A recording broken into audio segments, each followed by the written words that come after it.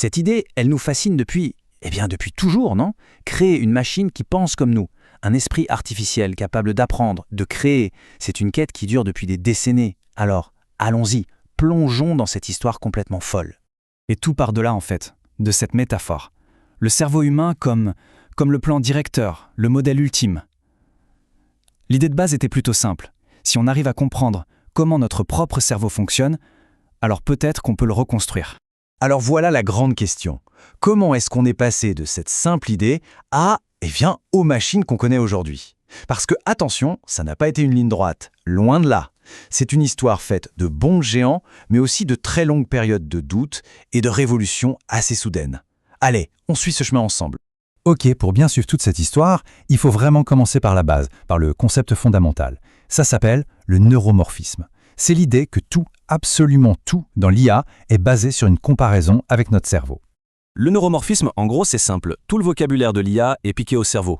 On parle de neurones, d'attention, de mémoire. C'est une métaphore super puissante qui nous aide à piger le truc, même si derrière, les maths sont bien plus complexes, évidemment. D'ailleurs, la correspondance est assez directe. C'est ça qui est fou. Le lobe frontal, qui gère notre raisonnement, il inspire des modèles comme GPT. Le lobe temporal, qui est lié au langage, on le retrouve dans les IA de synthèse vocale.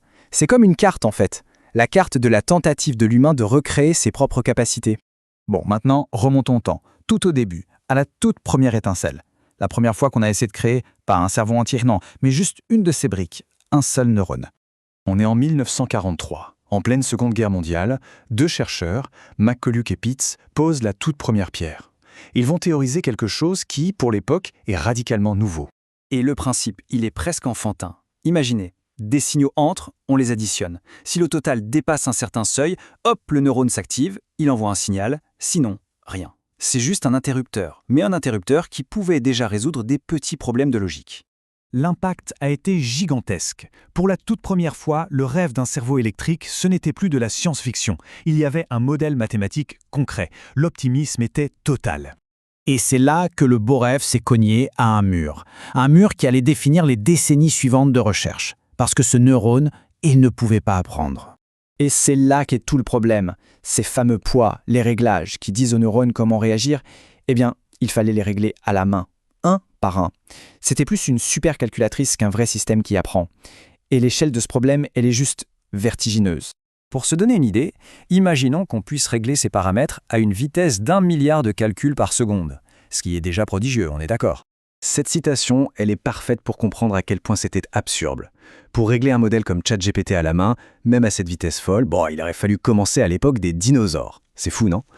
Donc, l'apprentissage automatique, ce n'était pas juste une bonne idée, c'était la seule solution possible. Une nécessité absolue.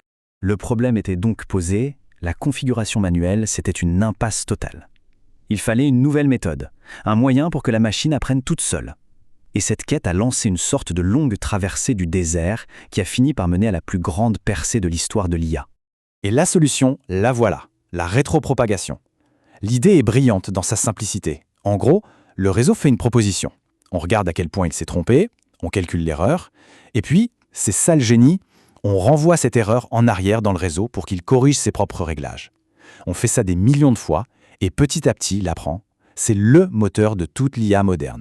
Sauf que, même avec cette découverte théorique incroyable, le progrès a complètement calé. L'enthousiasme est retombé comme un soufflet, les financements ont été coupés. C'est ce qu'on a appelé le grand hiver de l'IA. Le truc, c'est qu'il y avait deux énormes murs en face. D'abord, pas assez de données. L'apprentissage profond, c'est un ogre, ça a besoin de manger des tonnes de données. Et à l'époque, sans Internet de masse, il n'y avait rien à lui donner. Et deuxièmement, la puissance de calcul. Les ordinateurs de l'époque étaient juste beaucoup trop lents. Le rêve semblait vraiment s'éteindre. Et puis, après des années de silence radio, un signal. Un moment décisif qui a tout changé, qui a ravivé la flamme et qui a vraiment marqué le début de l'ère moderne de l'IA.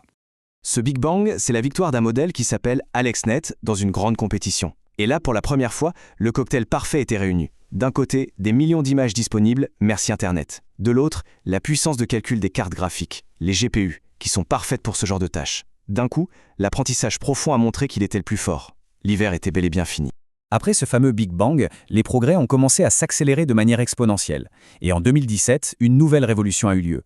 Pas dans la manière d'apprendre cette fois, mais dans l'architecture même des réseaux. Et ça a encore tout changé. L'idée derrière le transformer, c'est un changement de perspective total. Avant, une IA lisait une phrase, mot après mot, dans l'ordre, un peu comme nous. Le transformer, lui, il regarde toute la phrase d'un seul coup. Il voit tous les mots en même temps. Ça lui permet de peser l'importance de chaque mot par rapport à tous les autres. Le sens n'est plus seulement dans l'ordre des mots, il est dans les relations entre eux. C'est une révolution. Et cette architecture transformer, ça a été le catalyseur. Le point de départ d'une véritable explosion de nouveaux modèles de langage de plus en plus puissants. Certains parlent d'une explosion cambrienne de l'intelligence artificielle. Le rythme est devenu complètement fou. 2017, le Transformer. 2018, BERT, un modèle qui peut lire une phrase dans les deux sens pour mieux comprendre le contexte. 2020, GPT-3, qui devient si grand, si massif, qu'il se met à développer des capacités qu'on n'avait même pas prévues, comme écrire du code ou des dissertations. L'accélération est juste stupéfiante. Aujourd'hui, on va encore plus loin. Les modèles sont encore plus sophistiqués. On a des systèmes comme le RAG qui peuvent se connecter à des sources d'infos externes, comme Internet, pour donner des réponses à jour et faire moins d'erreurs. Ils peuvent analyser des documents gigantesques et même évaluer la qualité d'un travail, presque comme le ferait un expert.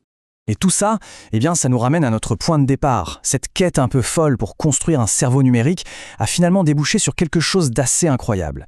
Ce qui était hyper complexe, réservé à quelques chercheurs, est maintenant à portée de main. C'est exactement ça, c'est comme avoir un expert à la maison, avec soi, tout le temps, pour nous aider à expliquer et à simplifier les choses.